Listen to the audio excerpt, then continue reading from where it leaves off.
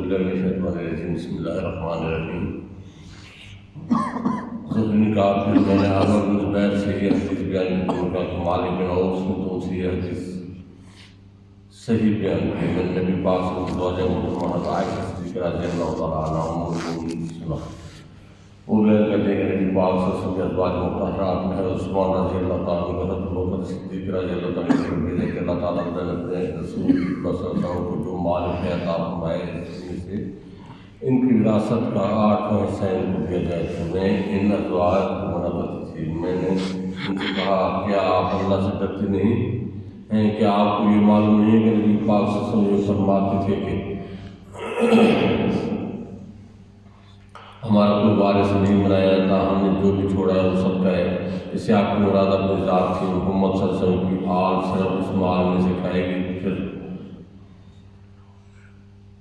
حضرت عثمان رضی اللہ تعالیٰ ازواج مطہرات کے پاس گیا انہوں نے بتایا جو میں نے ان کو حدیث سنائی تھی پھر یہ صدقات حضرت علی کرم حضرت کریم کے تصرف میں آ گئے حضرت علی کرم حضرت کریم نے ان صدقات میں سے حضرت عباس کو کوئی دینے سے منع کیا اور ان پر غالب ہوئے پھر یہ اموال حسن بن علی رضی اللہ تعالیٰ عنہ کے تصرف میں پھر یہ اموال حسین بن علی کے رضی اللہ تعالیٰ عنہ کے ہاتھ ہے ہاتھ میں پھر علی بن حسین کے ہاتھ میں حسن بن حسن رضی کے ہاتھ میں آیا اور یہ مال والی کے تصرف میں آتا ہے پھر یہ مال حضرت زید بن حسن رضی اللہ عنہ کے ہاتھ میں اور یہ دراصل رسول کا برحق صدقہ تھا امام بخاری یاد کرتے ہیں ابراہیم بن موسیٰ نے حدیث بیان کیا ہمیں شام الفضل نے کہا ہمیں حضرت عائشہ صدیقہ رضی اللہ تعالیٰ عنہ وہ بیان کرتے کہ اس سے کہ فاطمہ الزہرا رضی اللہ تعالیٰ عنہ حضرت عباس رضی اللہ تعالیٰ عنہ دونوں حضرت بکر صدیقہ رضی اللہ تعالیٰ کے پاس آئے اور ان سے آپ کی زمین جو بدک میں تھی اور آپ کے حصہ جو خیر ہوتا ہے اس کی میراث اپنے سے طرف کیا پس حضرت بکر صدیق رضی اللہ تعالیٰ فرمائے میں نے پاک سے مجھے فرماتی سنا ہے ہمارا وارث نہیں مرے جاتا ہم نے جو کچھ چھوڑا ہے وہ صدقہ ہے آج محمد اس مال میں سے کھائی گئی اور اللہ نبی قسم رسول سے کرامت داروں سے کرنا مجھے اپنے کرامت داروں سے مجھے اپنے کرامت داروں کے ساتھ حسن سلوک کرنے سے زیادہ محبوب ہے علامہ ملکن حافظ بن حجر علامہ نے حدیث کی مزید شرح نہیں کی کعب بن الاشرف کا قتل اس باب میں کعب بن الاشرف یہودی قتل کے بعد بیان کی گئی جس کا تعلق بنو قریظہ سے تھا وہ شاعر تھا اور نبی پاک صلی اللہ علیہ وسلم کیا مسلمان کی حفاظت کرتا تھا اور مسلمانوں کے خلاف کفار کی مدد کرتا تھا بدر میں جو مشرکین مارے گئے تھے ان کا مرثیہ پڑھتا تھا اس کو رمضان 3 ہجری میں قتل کیا گیا تھا دوسرا قول ہے اس کو ربیع الاول میں قتل کیا تھا اور پہلا قول زیادہ محفوظ ہے امام بخاری یاد کرتے ہیں ہمیں علی بن عبداللہ نے حدیث بیان کیا ہمیں سفیان نے حدیث بیان کی انہوں نے کہا میں نے حضرت جابر بن عبداللہ رضی اللہ تعالیٰ عنہ سنا وہ بیان کرتے ہیں رسول اللہ صلی اللہ علیہ وسلم کعب بن الاشرف کو قوم کا سکتے گا کیونکہ اس نے اللہ تعالیٰ رضی کے رسول صلی اللہ علیہ وسلم کو بہت زیادہ ایذا دی ہے بس حضرت محمد بن مسلمہ رضی اللہ تعالیٰ عنہ کھڑی رسول نے کہا یا حضرت کہ آپ یہ پسند کرتے ہیں کہ میں اس کو کر دوں آپ نے فرمایا ہاں انہوں نے عرض کیا پھر آپ مجھے اجازت دیں کہ میں اس کو خوش کرنے کے لیے پھر باتیں کہوں آپ نے فرمایا تم کہہ دینا سو حضرت محمد بن مسلمہ اس کے پاس پہنچے پاس سے کہا یہ شخص ہم سب کو سوال کرتا ہے اس نے ہم کو دکھا دیا میں تمہارے پاس سے لاؤں گا تم ہمیں کچھ کر دو تو کہا دیکھ رہے ہیں شخص تم کو مراد اور تاٹ میں مبتلا کر دے گا حضرت محمد بن مسلمہ نے کہا بے شک ہم اس کی پہلے کہہ رہا ہوں اس کو اس سے پہلے چھوڑنا نہیں چاہتا حتیٰ کہ ہم دیکھ لیں کہ اس کا نظام کیا ہوتا ہے اور ہم یہ چاہتے ہیں کہ تم ہمیں وسط کے 2 وسط اناج کا دو 6 من یا 12 من اور دوسری بات ہے جس میں 1 وسط کے 2 وسط کا ذکر نہیں کیا میں نے ان سے کہا کہ حدیث میں 1 وسط کے 2 وسط کا ذکر ہے انہوں نے کہا میرا بھی یہ خیال ہے کہ حدیث میں 1 وسط کے 2 وسط کا ذکر ہے کعب بن عائشہ نے کہا ہاں مگر تم میرے پاس کچھ گروی رکھو میں نے پھر تم کیا کرو تم جاتے ہو انہوں نے کہا تم اپنی عورتیں گروی رکھو حضرت محمد بن مسلمہ نے کہا ہم اپنی عورتیں تمہارے پاس کیسے گروی رکھ سکتے ہیں حالانکہ تم حسین جن مرد ہو اس نے کہا کہ تم اپنے بیٹے کے بھی رکھ دو انہوں نے کہا ہم تمہارے پاس اپنے بیٹے کیسے گروی رکھ سکتے ہیں پھر کوئی شخص ان سے کسی کو تانا دیں گے کہ 1 وسط میں 2 وسط اناج کے گروی رکھا گیا تھا اور یہ بات ہم پر باعث عام ہوگی، لیکن ہم تمہارے پاس لامہ کیسے بیان نے کہا اس سے مراد ہتھیار ہے، پریزیڈنٹ سے ملاقات کا وعدہ کرنے پر اس کے پاس رات کو آیا اور ان کے ساتھ کعب کا رضائی بھائی ابو نائلہ بھی تھا، اس نے قلعہ کی طرف بلا دیا، پاس وہ ان کی طرف چلنے لگا۔ اس کی بیوی نے اسے کہا تم اس وقت کہاں جا رہے ہو؟ کہا یہ صرف محمد بن مسلمہ ہے اور اس کے ساتھ میرا بھائی ابو نائلہ ہے، وہ کہہ رہا دوسرے رات میں بہن کے میں اس کی آواز سنتے جیسے اس سے خون ٹپک رہا تھا کہ اس سے میرا بھائی محمد بن مسلمہ ہے، میرا دوسرے بھائی ابو نائلہ سے اس آدمی کو اگر رات میں میرے آواز کی بلا جائے تو چلا جاتا ہے۔ راوی نے کہا اس نے محمد بن مسلمہ کو ان کے ساتھ اور مردوں کو داخل کر دیا۔ سفیان سے پوچھا گیا کیا انہوں نے ان کو مردوں کا نام دیا تھا؟ ان کا باز کا نام دیا تھا، ان کا ان کے ساتھ وہ ماتا ہے اور ان کے علاوہ ابو عباس بن جبر الحارث بن اوس اور عباد بن بشر بیان ہے کہ ان کا ان کے ساتھ دو ماتا ہے۔ بس انہوں نے ان کو سمجھایا کہ جب وہ آئے گا تو میں اس کے بال پکڑوں گا، اور جب تم یہ دیکھو کہ میں نے اس کے ساتھ قابو پا لیا تو تم اس کو پکڑ کر مار ڈالنا۔ اور ایک مرتبہ یہ کہا کہ میں اس کا سر سنوں گا۔ پھر کعب کی طرف چادر لپٹے ہوئے آیا اور اس سے بہت عمدہ خوشبو آتی۔ محمد نے کہا میں نے آج تک اتنی نفیس خوشبو نہیں کہ عمر سے جان ہوتا ہے کہ کعب کا میرے پاس عرب کی سب سے حسین اور کامل عورت ہے جو ہر وقت خوشبو میں بسی رہتی ہے۔ انہوں نے بتایا کہ محمد بن مسلمہ نے کہا تم کیا تم یاد دے دو میں تمہارے ساتھ کیوں؟ انہوں نے کہا کہ انہوں نے پوچھا، پھر انہوں نے اپنے صحابہ کو سمجھایا، پھر کہا کیا تم مجھے اس کی اجازت دیتے ہو؟ اس نے کہا پر جب انہوں نے سر کو والے نے کہا اب اس کو پکڑ کر مار ڈالو تو انہوں نے اس کو قتل کر دیا۔ پھر انہوں نے نبی پاک صلی اللہ علیہ وسلم کے پاس آ کر اس کے قتل کی خبر دی۔ حدیث مذکور کی مزید تفصیلات اور مسائل میں علامہ ابن ملکن کا امام اور حنیفہ کے خلاف تعصب اور مصنف کا اس پر تعاقب، علامہ عمر بن علی بن المکی صاحب متوفی آٹھ لکھتے حضرت محمد بن مسلمہ رضی اللہ تعالیٰ عنہ کعب بن اشرف کو قتل کرنے کے لیے اپنے صحابہ کے ساتھ روانہ ہوئے۔ ان صحابہ کی اسمات زید ہیں سلمان بن سلامہ بن بکش ابو نائلہ یہ کعب بن اشرف کے رضائی بھائی تھے، عباد بن بشر بن بکشی، الحارث بن عوف بن معاذ اور ابو عباس بن جبر رضی اللہ تعالیٰ عنہ یہ حضرت بن معاذ رضی اللہ تعالیٰ عنہ کے بھتیجے تھے۔ ان پانچوں اصحاب کا تعلق قوم سے تھا۔ پھر یہ سب اللہ عزت کے دشمن کعب بن اشرف کے پاس پہنچے، اس کو قتل کر دیا اور رات کے آخری حصہ میں اس کے قتل کی رسول اللہ صلی اللہ علیہ وسلم قوت اس وقت آپ سے وہ کڑی بات پڑھ رہے تھے۔ حضرت ابو نائلہ نے اس کے بالوں کو منہ پر اس کے سر کو پکڑ کر اپنے ساتھ کہا کہ قتل کر دو۔ امام محمد بن سعد نے کہا کعب بن اشرف وہ کافر تھا جس کا سر سب سے پہلے کاٹ کر رسول اللہ صلی اللہ علیہ وسلم کے پاس لایا گیا۔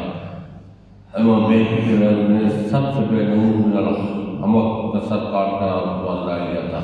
امام حاکم نے انور سے روایت کی کہ نبی پاک صلی اللہ علیہ وسلم محمد بن مسلمہ سے فرمایا ہے کہ قتل کرنے میں جلدی نہ کرنا،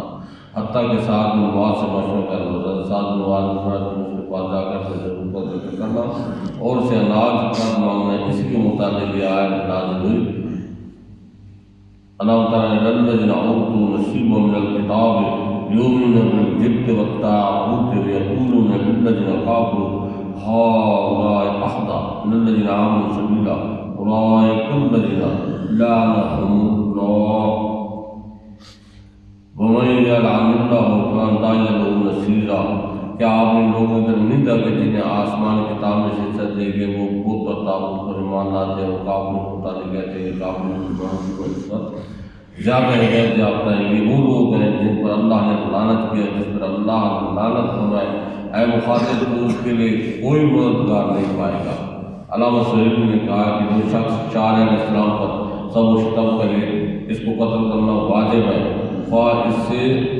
اس کا معاہدہ کیا ہوا ہو۔ اس مسئلہ میں امام ابو حنیفہ کا اختلاف ہے کیونکہ وہ ایسے صورت میں ذمیوں کے قتل کرنے کو جائز نہیں کہتے۔ میں کہتا ہوں کہ علامہ سہیلی شافعی، علامہ ابن ملکن شافعی، علامہ نوری شافعی کے امام ابو حنیفہ رضی اللہ تعالیٰ عنہ کو کا عناف کے خلاف تعصب ہے کیونکہ انہیں عام ذمیوں کو متعلق کہا ہے کہ قتل نہیں کیا جائے گا، نہ کہ نبی پاک صلی اللہ علیہ وسلم کرنے والے کافر کو قتل کرنے سے انہوں نے منع کیا ہے۔ وہ ایسے کبھی قول سے بڑی ہے لیکن تعصب تو برا ہو۔ میں اس مسئلہ میں کو عناف کی تصریحات پیش کر رہا ہوں۔ سید علامہ علاؤالدین حسکفی مطلب ایک قضا تاج نے جو شخص انبیاء میں سے کسی نبی کو سب و شتم کرے وہ کافر ہے اور اس کو بطور حد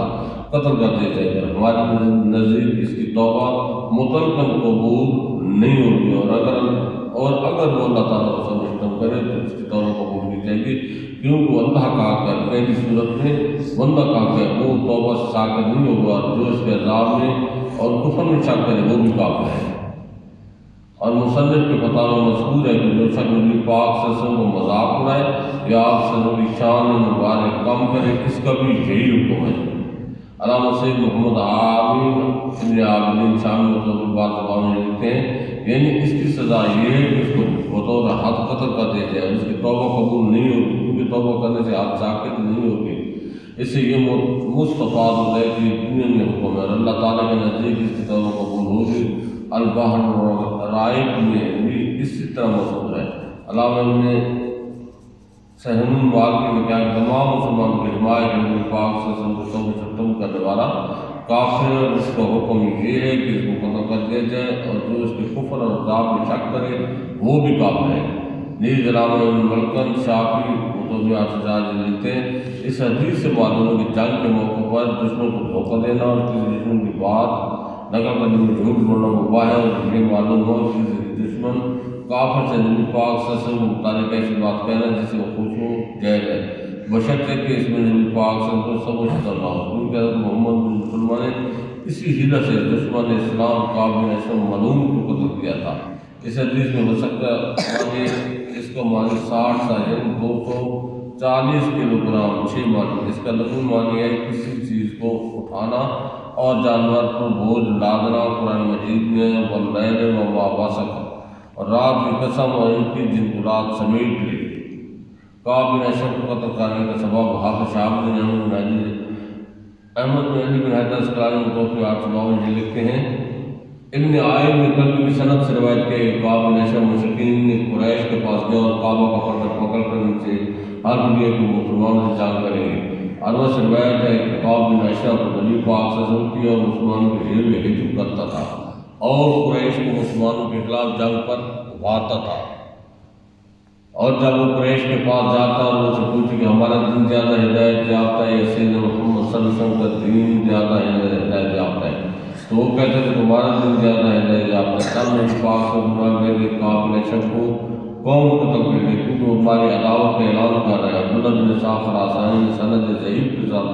مرسل روایت کی ہے کہ کعب بن اشرف کو قتل کرنے کا کوئی اور سبب ہے، اور وہ یہ ہے کہ اس نے کھانا کھایا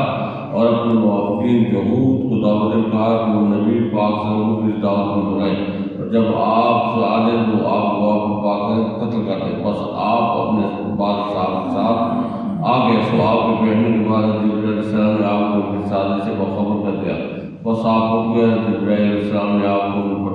پروں میں چھپا لیا، بس آپ وہاں سے نکل گئے، اور جب انہوں نے آپ کو ڈھونڈ پایا تو پھر منتشر ہو گئے۔ اس موقع پر آپ سے فرمایا کہ کعب بن اشرف کو قتل کرنے کے لیے کون پھینکا؟ حافظ ابن حجر فرماتے ہیں کہ ہو سکتا ہے کعب بن اشرف کو قتل کرنے کے لیے دونوں سبب ہوں۔ کعب بن اشرف کے قتل کی کیفیت سے بعد کے واقعات۔ علامہ بدر محمود بن احمد عینی کو 800 میں لکھتے ہیں، اربع کی روایت ہوتا ہے کہ حضرت محمد بن مسلمہ نے اس پر تلوار ماری اور اس کو قتل کر دیا، اور حضرت الحارث بن اوس رضی اللہ تعالیٰ عنہ کو تلوار کی نوک لگ گئی، حتیٰ کہ جب وہ مقام جب بعض وقت ہاتھ سے زخم بہت خوبصورتی سے رہا تھا، جب ان کے ساتھ میں حکم پائے تو وہ واپس گئے اور ان کو اٹھا کر جلدی دیوانا تھا کہ وہ مدینہ منورہ پہنچ گئے۔ علامہ واقعی کی روایت ہے کہ نبی پاک صلی اللہ علیہ وسلم الحارث بن اوس کے زخم پر دعا دین ڈالا، پھر ان کو کوئی تکلیف نہیں ہوئی۔ ابن کلبی کی روایت ہے کہ عثمان نے اس پر تلوار ماری، حتیٰ کہ ٹھنڈا ہو تو پہلی طرف پر چلایا اور دونوں جمع ہو گئے۔ رسول اللہ صلی اللہ علیہ وسلم کے صحابہ کے ساتھ سے آئے تھے، اس کے سوا دوسری راستے سے آئے تو وہ صحابہ کو نہ پا سکے۔ اکرموں کی مرسل روایت ہے کہ سب کو شہود خوف زدہ حالت میں پاک سے پا سکتا، ہمارے سردار کو دھوکے سے مار ڈالیں گے۔ تب نبی پاک صلی اللہ علیہ وسلم نے اس کی کرتوتوں کا ذکر فرمایا، بتایا کہ کس طرح نبی پاک صلی اللہ علیہ وسلم قتل کرنے کی سازشیں کرتا تھا اور مسلمانوں کی اطلاع پہنچاتا ہے۔ امام محمد بن سعد نے کہا کہ پاس میں ڈر گئے اور انہوں نے کوئی بات نہیں کی۔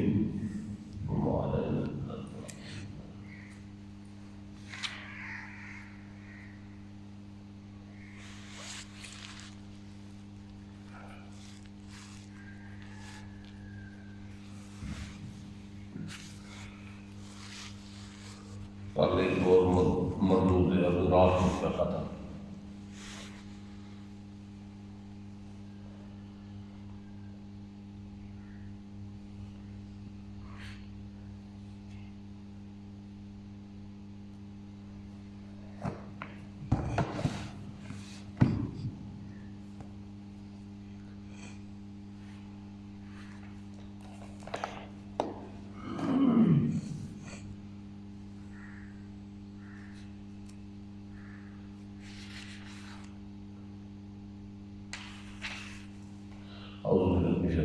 بسم اللہ الرحمن الرحیم.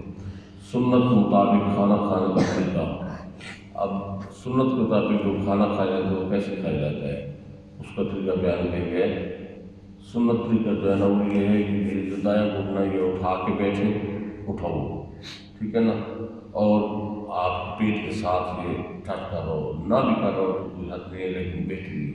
اور دوسرا یہ جو ہے نا یہ نیچے بچھاؤ. اور یہ جو لیٹسٹ آج جو سائنس نے ریسرچ کی ہے, جن کو یہ وہ آپریشن چھوٹا ہوتا ہے وہ یہاں پہ اپینڈکس کا,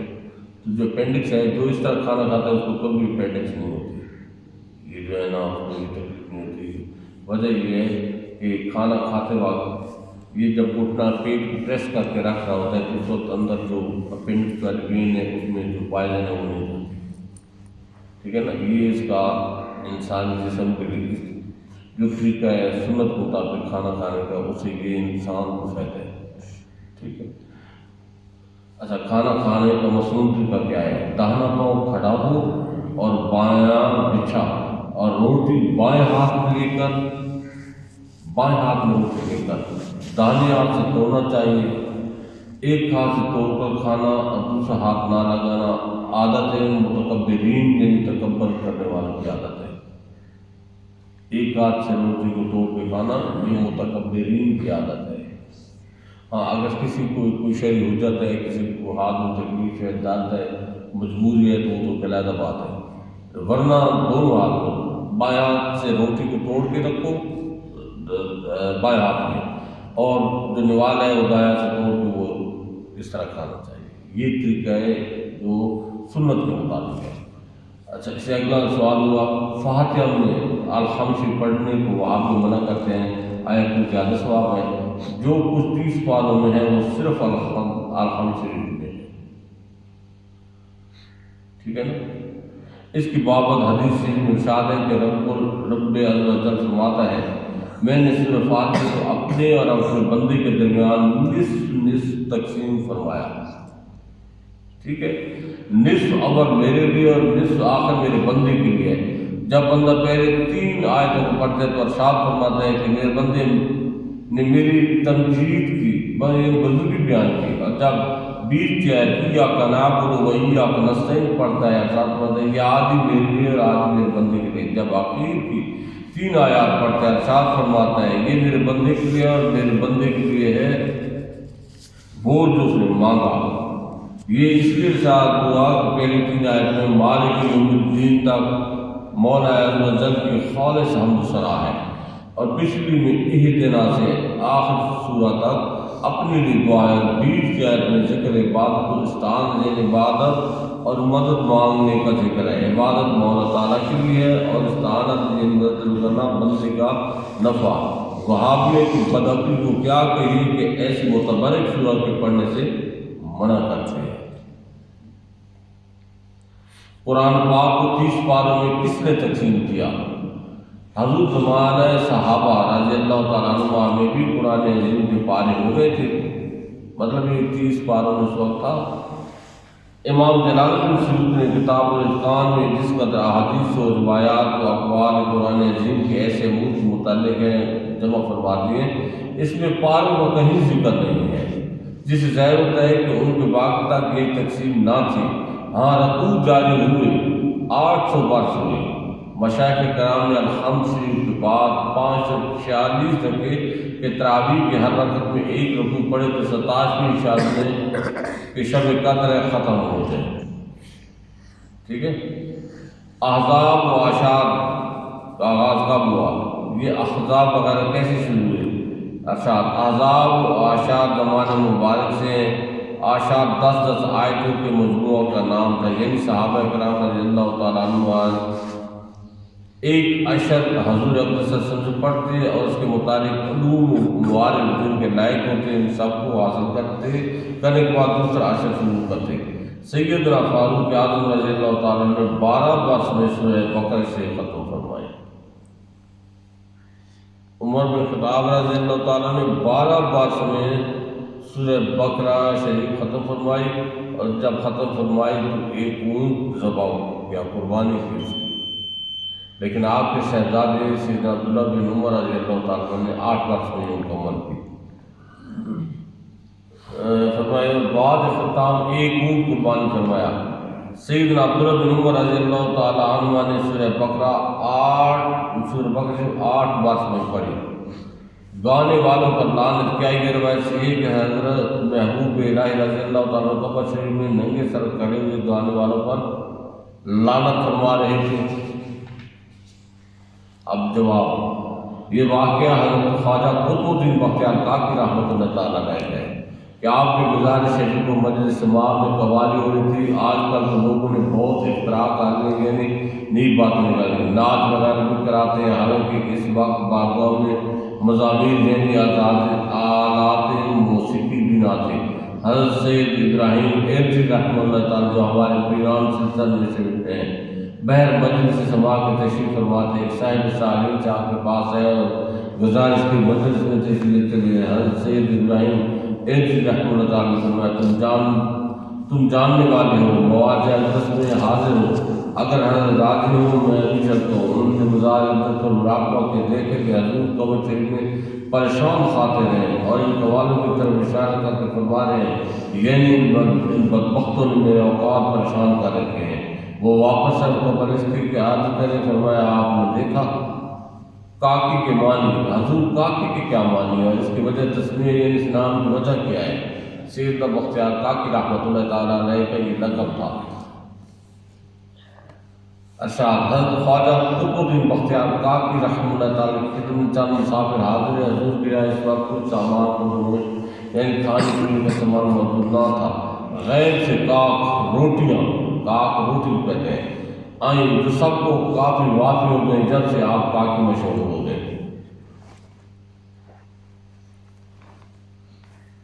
اسی تذکرے میں فرمایا ایک مرتبہ مولانا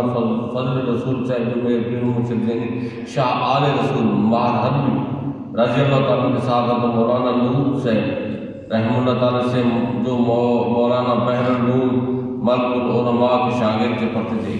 دہلی میں تھے، جلسہ وہابی میں تشریف لے گئے۔ وہاں حاضرین پر کاک اور چھوارے برسا کرتے تھے۔ چنانچہ حسب دستور آپ کے سامنے بوچھاڑ ہوئی، ایک کاک اور ایک چھوارا آپ کو ملا۔ آپ نے چھوارا توڑا تو اس میں سے کیڑا نکلا اور کاک کا کنارہ جلا ہوا، یہ دیکھ کر تبسم کیا اور بآواز بلند کہا، صاحب وہ آج تک سنا کرتے تھے کہ فرشتے بھولتے نہیں، یہ کیسا بھول گئے کہ روٹی بھی جلا دی، اور سنتے تھے کہ جنت کا میوہ سڑتا گلتا نہیں۔ تعجب ہے کہ چھواروں میں کیڑے پڑ گئے۔ اس پر بہت شور ہوا، آپ کو غصہ آیا، پردہ کو اٹھا دیا جس کے پیچھے سے یہ بارش ہو رہی تھی۔ دیکھو تو اس میں دہلی کا ایک غلام جس کا نام عبداللطیف تھا، ایک جھولی میں کاک اور ایک میں چھوارے لیے بیٹھا ہے۔ پردہ ہٹ کی پردہ فاش ہو گیا۔ اس کے بعد حضرت مولانا فضل رسول صاحب دہلی سے لکھنؤ، حضرت مولانا نور رحمۃ اللہ تعالیٰ کی خدمت میں حاضر ہوئے۔ اندر سے خبر آئی کہ آنے کی ممانعت ہے۔ آپ چوکھٹ پر بیٹھ کر رونے لگے اور عرض کی کہ میری کیا پتہ ہے، معلوم ہو کہ وہ قابل معافی بھی ہے نہیں۔ جب بہت دیر کے تو مولانا نور صاحب رحمۃ اللہ بیٹھ کر لائے اور فرمایا تمہیں میں نے اسی لیے پڑھایا تھا کہ وہابیوں کے جلسے میں جاؤں۔ آپ نے عرض کی کہ اتنا تو معلوم ہو گیا کہ میری خطا قابل معافی ہے، اور پھر آپ نے سارا واقعہ اسماعیل دہلی کے مکر و فریب کا عرض کیا اور کہا میں اس کا صرف پردہ فاش کرنے کو گیا تھا، نہ کہ نہ معلوم کتنے بندگان خدا عز و جل اس کی سیاری سے گمراہ ہو رہے تھے۔ آپ سن کر خوشی اور راضی ہو گئے۔